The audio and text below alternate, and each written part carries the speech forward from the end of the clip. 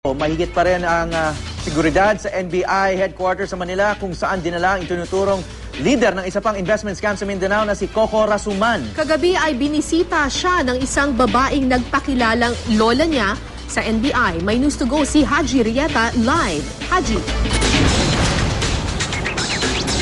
Yes, Hawi Kara, nagpalipas nga ng magdamag dito sa NBI headquarters sa Maynila si Coco Rasuman matapos siyang mahuli kahapon sa Marawi City.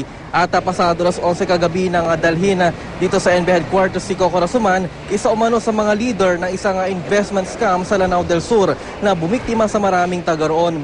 Naging mahigpit ang seguridad sa pagpasok kay Rasuman sa detention cell at nahuli si Rasuman kahapon sa Marawi City at agad na idinala sa NBI. Samantala, isang babae naman ang dumating sa NBI kagabi na nagpakilalang si Norma Menor, lola umano ni Coco Rasuman. At nagtungo raw siya sa NBI matapos mapanood sa telebisyon na nandito ang kanyang apo. Ayon sa kanya ay mabait at hindi raw magagawa ni Coco Rasuman ang mangloko ng kapwa.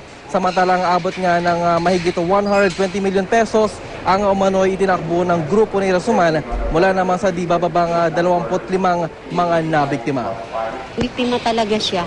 Kasi mga anak ko lahat alam nila eh. Ay, yung mga ibang anak ko sa Pagadian sila kasi dito kami sa Manila, hindi namin alam na mabait yan na bata, oo. Kaya nga, nung makita ko siya sa TV, talagang pumunta ako dito para lang bisitahin ko siya.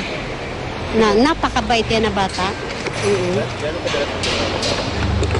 Samantala, wala pa naman nakatakdang presko para iharap si Coco Rasuman sa media na ngayon ay nahaharap nga sa reklamo o sa kasong syndicated staff. At yan muna pinaka-latest mula dito sa NBI headquarters, Kara. Yes, Haji.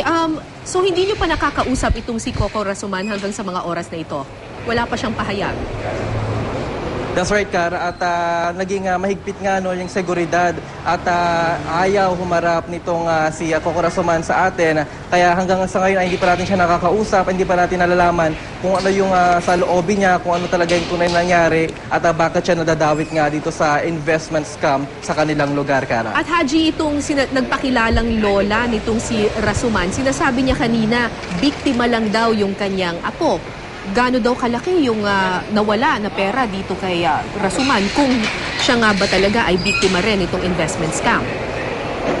Yes, Kara, hindi natin natanong kung magkano yung nawala itong mula kay Rasuman, pero ginigit niya talaga na biktima lang itong apo niya si Coco Rasuman at kung sakali man daw na anuman yung magiging pahayag sa kanya ay payo ng lola niya kay Rasuman ay maging matatag lang at tanggapin lang itong mga binibintang sa kanya, Kara. Maraming salamat, Haji Rieta.